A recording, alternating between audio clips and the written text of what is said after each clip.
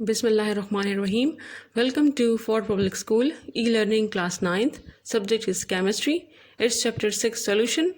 It's part 5th and I'm your teacher Sana. So dear students, our next topic is effect of temperature on solubility. ठीक है कि solubility का effect of temperature like हम temperature increase करते हैं या decrease करते हैं, ठीक है, तो उससे सॉलिबिलिटी पे क्या इफेक्ट होता है. Effect of temperature on solubility. The solubility of many substances is affected with temperature. Underline this line.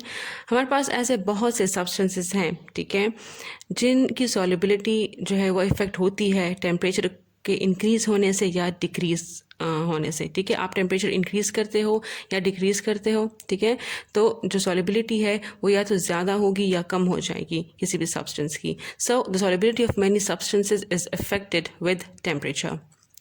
Increasing the temperature usually decreases gas solubility. अगर हम गैसेस की बात करें तो जब आप टेम्परेचर इंक्रीज़ करते हैं तो गैसेस की सॉलिबिलिटी डिक्रीज़ हो जाती हैं. ठीक है, इसका क्या मतलब हुआ? इसका मतलब ये हुआ कि टेम्परेचर का हमारे साथ सॉलिबिलिटी के साथ गैसेस की अगर हम बात करें, सॉलिबिलिटी के साथ इन्वर्स रिलेशन है. आप टेम्परेचर इंक्रीज़ करते हैं तो सॉलिबिलिटी डिक्रीज़ हो जाती है. ठीक है, लाइक अगर हम गैसेस की बात करें तो गैसेस की सॉलिबिलिटी वो डिक्रीज़ होती हैं अगर आप टेम्परेचर इंक्रीज़ करते हैं. So there is like a inverse relation. As temperature increases, जैसे टेम्परेचर इंक्रीज़ हम करते हैं, the average kinetic energy of the molecule in solution increases. ठीक है, अब रीज़न क्या है? रीज़न ये है कि जब आप टेम्परेचर इंक्रीज़ करते हैं, average mean total. Kinetic energy is that energy which is possessed by the particles और ions when they are in motion, when they are in movement. ठीक है, तो जब आप टेम्परेचर इंक्रीज़ करते हैं तो एवरेज काइनेटिक एनर्जी जो होती है मॉलिक्यूल की सोल्यूशन में वो इंक्रीज़ हो जाती है. ठीक है, फॉर एग्जांपल आपके पास एक कंटेनर है, उसमें एक सोल्यूशन है, आपने टेम्परेचर इंक्रीज़ किया तो जो इसमें पार्टिकल्स हैं, जो सोल्यूट के पार्टिकल्स हैं या जो गैस है या जो सोल्यूट है, ठीक है, उसकी काइनेटिक एनर्जी ज़्यादा हो जाएगी. अब क्या होगा कि it will start escaping this solution and again it will start changing into the gaseous phase. पहले सोल्यूशन बना था और वो मतलब पहले सोल्यूशन में वो मिक्सअप हो गया था, जो सोल्यूट था, जो गैशियस फेज में था. अब वो अपने सोल्यूशन को दोबारा छोड़ देगा and will escape this solution. A greater number of solute molecule are able to escape from the attraction of the solvent molecule and return to the gas phase. Instead के वो सॉल्वेंट के साथ मतलब attract हो और mix up हो जाए, it will leave this solvent and will change to the gaseous phase again by increasing the temperature. At higher temperature, gases are generally less soluble as shown in this figure. ठीक है, अगर आप temperature high करते हैं तो gases generally less soluble होते हैं और ये इस फिगर से शो किए गए हैं. हीलियम है, carbon monoxide, oxygen and methane gas. ठीक है, जैसे ही टेम्परेचर इंक्रीज हुआ है तो इनकी सॉल्युबिलिटी डिक्रीज हुई है. ठीक है, clearly is shown in this graph. Now, the effect of temperature on solubility of solid in liquid is more difficult to predict. अब अगर हम बात करें solubility of solid in liquid, ठीक है, so it is more difficult to predict. So like it's difficult to find out कि जो solids हैं वो ज़्यादा soluble हैं या कम soluble हैं. like इसका like solids पे temperature का क्या effect होगा. Solubility, in case of solid, solubility depends upon the nature of solid solute. ठीक है, it's very important line कि अगर आप सॉलिड के केस देखते हैं, ठीक है, कि डिफरेंट सॉलिड्स जो होते हैं, डिफरेंट सॉलिड सोल्यूट्स हैं, वो मिक्सअप होते हैं. मतलब अगर आप टेम्परेचर इंक्रीज़ करते हैं या डिक्रीज़ करते हैं तो उन पर क्या इफेक्ट होगा. तो उनकी जो सॉलिबिलिटी है वो depends upon the nature of the solid solute. Generally, it appears that solubility of solid increases with the increase in temperature. Generally, like it's a general observation and generally observed that solubility of solids, अगर आप solubility of solids देखते हैं तो वो temperature के increase होने से solubility भी इंक्रीज़ हो जाती है। आप टेम्परेचर इंक्रीज़ करते हैं सॉलिड जो होते हैं it will get soluble in the like जो सोल्यूट होते हैं वो ज़्यादा जल्दी जो है वो डिज़ोल्व हो जाएंगे किसी भी सॉल्वेंट में। But this not always happen, लेकिन हमेशा इस तरह नहीं होता। व्हेन सोल्यूट फॉर एग्जांपल आप सॉल्ट लेते हैं is added into the solvent, आप उसको किसी भी सॉल्वेंट में मिक्स करते हैं, फॉर एग्जांपल आप उसको वाटर में मिक्स करते हैं, there will be different possibilities with reference to effect of temperature on solubility as shown in the figure. तो there are different possibilities, mean there are different chances, ठीक है, कि जो टेम्परेचर का जो इफ़ेक्ट है इसकी सॉलिबिलिटी पे लाइक डिफरेंट इफ़ेक्ट हो सकते हैं और ये ग्राफ में शो किए गए हैं। These possibilities are given below, we will study each possibility, ठीक है, हम हर एक पॉसिबिलिटी विद एग्जाम्पल अभी स्टडी करेंगे।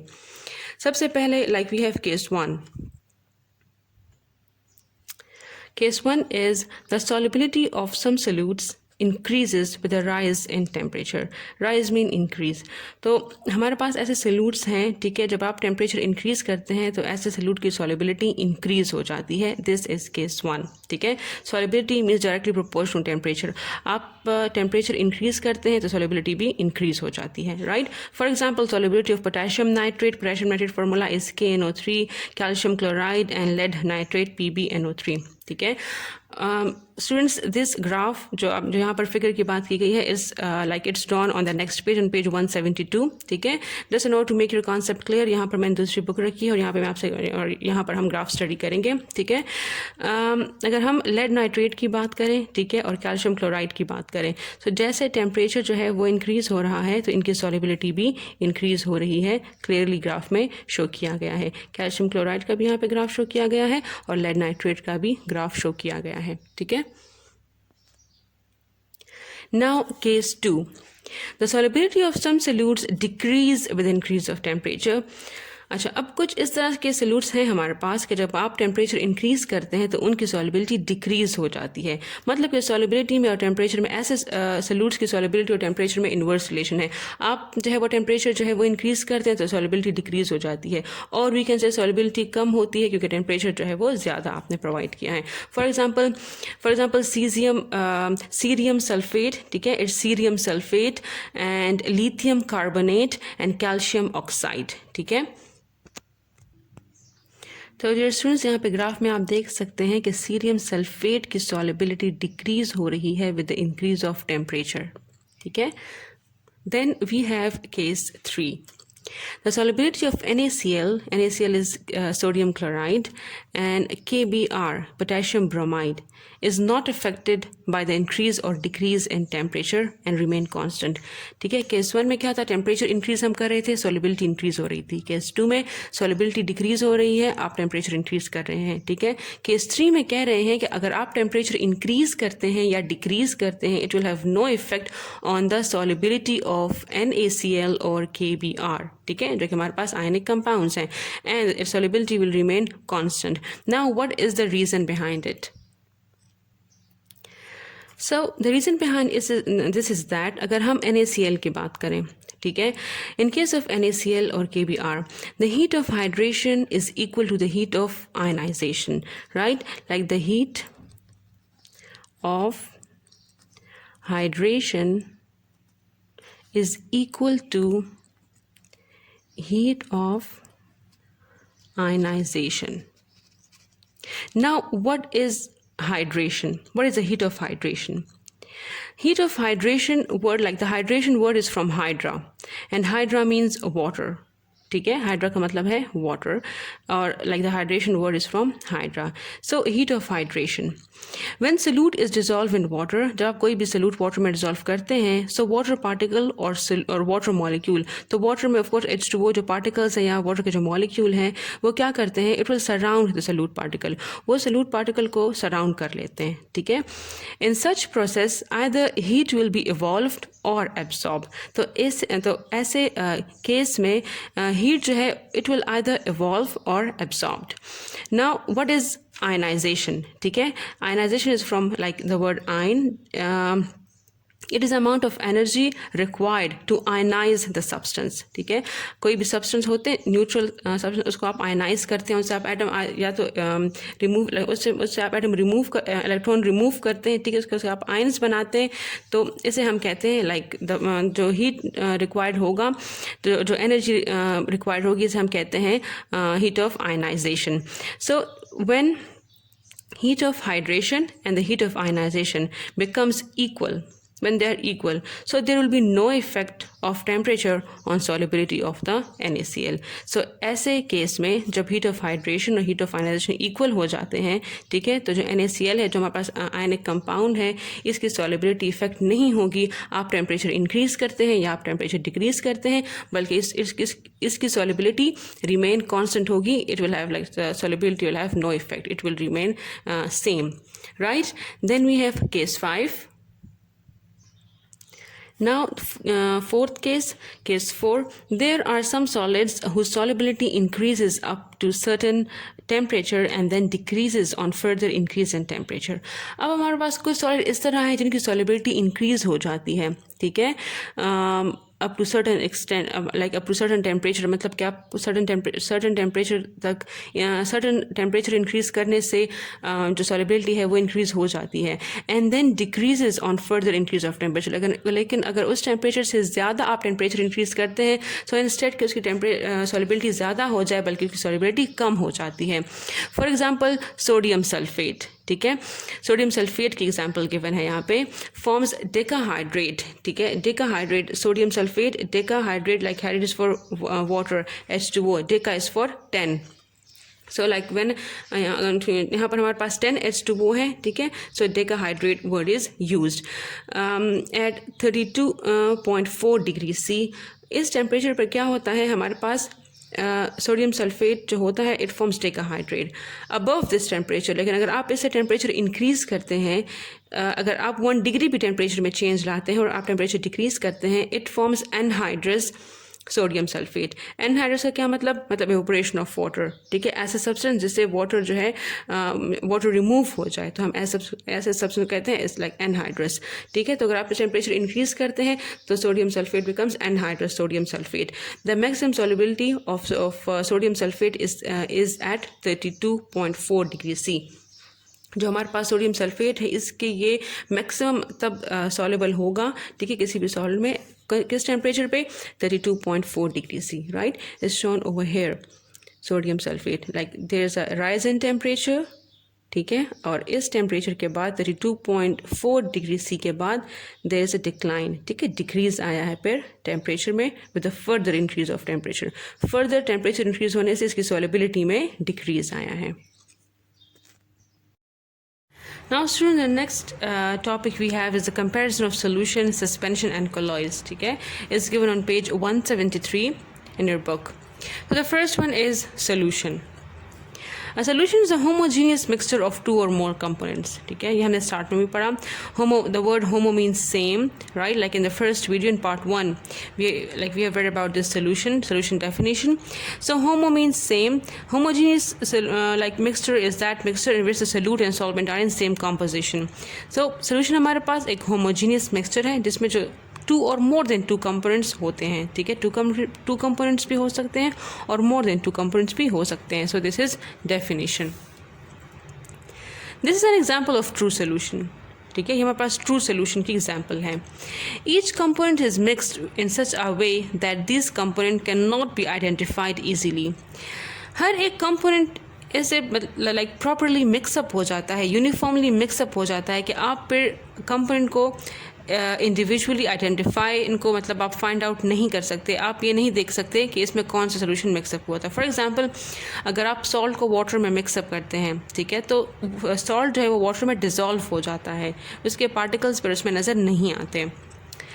The simplest example is of salt solution, ठीक है, सिंपल एग्जाम्पल किस चीज़ की है, सॉल्ट सोल्यूशन की। You can not differentiate between the solute and solvent, they are mixed in such a way that they form a uniform mixture, ठीक है। तो आपकी बुक में भी यही एग्जाम्पल गिवन है कि जब आप सॉल्ट सोल्यूशन बनाते हैं और आप सॉल्ट को मिक्स करते हैं वाटर में, तो उसके बाद सॉल्ट एंड वाटर आप इसमें मिक्सअप हो जाते हैं और एक यूनिफॉर्म मिक्सचर बन जाता है। It's particles can not B seen with the naked आई, और आप इस तरह फिर नेकेड आई से सॉल्ट के पार्टिकल्स को देख नहीं सकते क्योंकि वो मिक्स हो जाते हैं, वो डिज़ोल्व हो जाते हैं, एक सोल्यूशन बन जाता है हमारे पास सॉल्ट एंड वाटर का।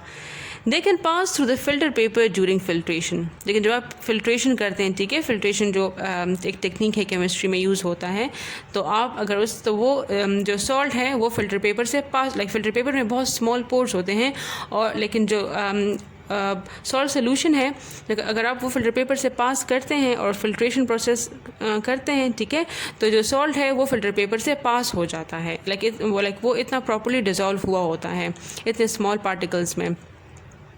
They do not settle down at the bottom of the container if allowed to stand even for longer time, ठीक है। तो अगर आप बहुत टाइम के लिए भी ये सॉल्ट सोल्यूशन जो है वो अगर आप उनको सेपरेट करना चाहे सॉल्ट को वाटर से, तो आप नहीं कर सकते। ज़्यादा टाइम के लिए भी अगर आप वो कंटेनर में रखना चाहें, ठीक है, तो ऐसे नहीं होगा कि उस पर वो सॉल्ट जो है वो सेपरेट हो जाएगा फिल्टर पेपर पे। नेक्स्ट हमारे पास है कोलॉइड्स, ठीक है। These are solutions in which the solute particles are larger than those present in the true solution. तो कोलॉइड्स हमारे पास वो वाले सोल्यूशन होते हैं जिनमें सोल्यूट पार्टिकल्स लार्जर होते हैं as compare to true solution के। देखिए ट्रू सोल्यूशन में सोल्यूट पार्टिकल बहुत स्मॉल होते हैं, ठीक है, जो नज़र पर नहीं आते, but not larger enough to be seen with the naked eye, लेकिन इतने लार्ज नहीं होते कि आपको नेकेड आई से नज़र आ जाए। Particles that are intermediate mean दरमियाने साइज़ के, ठीक है, in size between those in the solution and suspension form mixtures known as colloidal dispersion or simply colloids, ठीक है। तो ये हमारे पास डेफिनेशन है colloids का। colloids जो हमारे पास होते हैं वो colloids के जो पार्टिकल्स होते हैं वो इंटरमीडिएट होते हैं between the solution and suspension. Solution से छोटे होते हैं, ठीक है, सोल्यूशन से थोड़े से बड़े होते हैं, लेकिन सस्पेंशन से छोटे होते हैं। पार्टिकल बिटवीन 1 नैनोमीटर, ठीक है, आप अंडरलाइन करें 1 nanometre to 1000 nanometre in diameter में फॉर्म कोलॉइड्स, ठीक है। So you have to remember this के जो पार्टिकल्स होते हैं कोलॉइड्स के जो पार्टिकल होते हैं वो 1 नैनोमीटर से 1000 नैनोमीटर के इन डायमीटर होते हैं। In colloids solute particles are not homogenized with solvent. Colloids में क्या होता है, जो हमारे पास सोल्यूट पार्टिकल्स होते हैं वो प्रॉपरली होमोजेनाइज मीन वो एक ही यूनिफॉर्म फेज में नहीं आते सॉल्वेंट के साथ। They can pass through the filter paper during filtration. हमने सोल्यूशन में पढ़ा कि वो पास हो जाते हैं, ठीक है, जो सॉल्ट एंड वाटर का सोल्यूशन बना था तो सॉल्ट भी जो है वो पास हो जाता है वाटर के साथ फिल्टर पेपर से। इस तरह यहाँ पर भी कह रहे हैं कि these can pass through the filter paper during filtration. तो कोलॉइड्स भी जो है वो पास हो जाते हैं फिल्ट्रेशन के थ्रू फिल्टर पेपर से। They do not settle at the bottom of container, ठीक है। तो वो कंटेनर के जिसमें आप फिल्ट्रेशन कर रहे हैं, कि कोई भी बीकर है, कोई भी कंटेनर है, तो उसके एंड पे सेटल डाउन नहीं होते, बल्कि क्या हो जाते हैं, वो मिक्सअप हो जाते हैं। If allowed to stand for some time, ठीक है, अगर आप इसको इस तरह छोड़ दें कुछ टाइम के लिए, तो ये जो है जो हमारे पास कंटेनर है उसके बॉटम पे सेटल डाउन नहीं होते। For example a mixture of starch in water is an example of colloid. A mixture of starch in water हमारे पास एग्जांपल है कोलॉइड की। Examples of various types of colloids are given here in the table. So students, these are different classes of colloids, ठीक है। First one is sol, gel, then liquid emulsion, foam, solid emulsion, solid aerosol, liquid aerosol and solid emulsion, ठीक है। The first one is sol, solid dispersed in liquid, ठीक है। solid जो हमारे पास होते हैं वो इसमें solute होता है, और liquid जो हमारे पास होते हैं वो solvent, ठीक है। तो solid dispersed in liquid, for example paints और mud, ठीक है। ये हमारे पास एग्जाम्पल है कोलॉइड की। द सोल की एग्जाम्पल है हमारे पास, which is the class of one of the type of colloid. Gel, solid network extending throughout the liquid, ठीक है। में जो सॉलिड्स होते हैं वो हमारे पास सोल्यूट होते हैं, और लिक्विड जो होते हैं वो हमारे पास सॉल्वेंट होते हैं, फॉर एग्जाम्पल जेलेटिन, ठीक है। Then liquid emulsion, liquid dispersed in a liquid, ठीक है। Now what are the emulsion? Dispersion of the small droplets of one liquid into another are known as emulsion, ठीक है। For example milk, mayonnaise etc. are different examples of liquid emulsion. Liquid dispersed in liquid, तो इसमें एक जो liquid होगा वो solute होगा, दूसरा जो लिक्विड होगा वो क्या होगा, वो solvent होगा। Then foam, gas dispersed in liquid. For example shaving cream जो होती हैं, वाइप्ड क्रीम होती हैं, ठीक है, तो वो क्या होता है, उसमें जो गैस जो होता है वो like it is like solute, and वो लिक्विड में डिस्पर्स फेज में होता है, तो like it's solvent. Then solid aerosol, solid disperse in gas, smoke, airborne particulate matter जो होते हैं, ऑटो एग्जॉस्ट वगैरह, ठीक है। ये हमारे पास डिफरेंट एग्जांपल है सॉलिड एरोसोल की। Then liquid aerosols, liquid disperse in gas, liquid जो होते हैं वो इसमें हमारे पास जो है it works like solute and the gas is like solvent. For example fog, mist, cloud, aerosol spray etcetera. Then solid emulsion जो होते हैं, लिक्विड डिस्पर्स इन सॉलिड, इसमें लिक्विड जो है वो हमारे पास सल्यूट है, सॉलिड हमारे पास सॉल्वेंट है। फॉर एग्जांपल चीज़ और बटर, हमारे पास डिफरेंट एग्जांपल है सॉलिड इमल्शन के। Then example 6.6, with solvent liquid ammonia or benzene is more likely to dissolve each of the following solute. For example water है, ठीक है, ये हमारे पास given है हेक्सीन, ठीक है, और हमारे पास given है silver chloride. So water is more likely to dissolve in ammonia because both substances are polar, ठीक है, polar like dissolve like यहाँ पर होगा, ठीक है, लाइक वही फिनोमिना है। सो वाटर हमारे पास पोलर है and ammonia is also polar, so water is more likely to dissolve in ammonia because both are polar and capable of hydrogen bonding. Hexene is more likely to dissolve in non polar solvent benzene, ठीक है, क्योंकि non polar है, सो वो non polar benzene में dissolve होगा। Silver chloride is more likely to dissolve in polar solvent like ammonia, तो silver chloride जो है वो भी हमारे पास पोलर है, it's more likely to dissolve in ammonia. Dear students, page 173 पे एक साइंटिफिक इंफॉर्मेशन गिवन है, ठीक है, about Tyndall effect. Many colloids appear homogeneous because the individual particles cannot be seen. बहुत से colloid इस तरह होते हैं कि वो आपको homogeneous नज़र आते हैं, ठीक है, जिस तरह solution हमारे पास homogeneous होता है, तो इस तरह colloids भी होते हैं कुछ जो आपको homogeneous नज़र आते हैं, क्योंकि जो individual particles होते हैं वो हमें नज़र नहीं आते। The particles are however large enough to scatter light, लेकिन इतने लार्ज होते हैं कि अगर आप उसे लाइट पास करते हैं तो वो लाइट को स्कैटर्ड कर लेता है, ठीक है, लाइक उसको लाइट के डिफरेंट हमारे पास जो लाइट में हमारे पास 7 कलर्स होते हैं, ठीक है, तो वो हमें शो करते हैं। This effect is known as Tyndall effect. इस इफेक्ट को क्या कहते हैं, टेंडल इफेक्ट कहते हैं। अगर when light is scattered by the colloidal particles disperse in transparent medium, ठीक है, और ये इफेक्ट कब होता है, जब लाइट जो है वो पास होता है किसी भी कोलोइडल पार्टिकल से, ठीक है, और एक ट्रांसपेरेंट मीडियम में आपको वो लाइट जो है वो डिफरेंट कलर्स में शो हो जाता है, लाइक वो स्प्लिट अप होके शो होता है। The Tyndall effect is a property that can be used to distinguish between solution and colloid, ठीक है, तो Tyndall effect हमारे पास वो वाली प्रॉपर्टी है जिसके थ्रू आप डिस्टिंग्विश कर सकते हैं, डिफ्रेंशिएट कर सकते हैं किसी भी सोल्यूशन में और कोलॉइड में, ठीक है। सोल्यूशन जो है वो लाइट को डिफरेंट कलर्स में स्प्लिट अप नहीं करेगा, लेकिन कोलॉइड के जो पार्टिकल होते हैं वो लाइट को स्कैटर कर लेते हैं। Thank you so much. This was the end of part 5th. Inshallah, we will continue in the next video. Stay home and stay safe.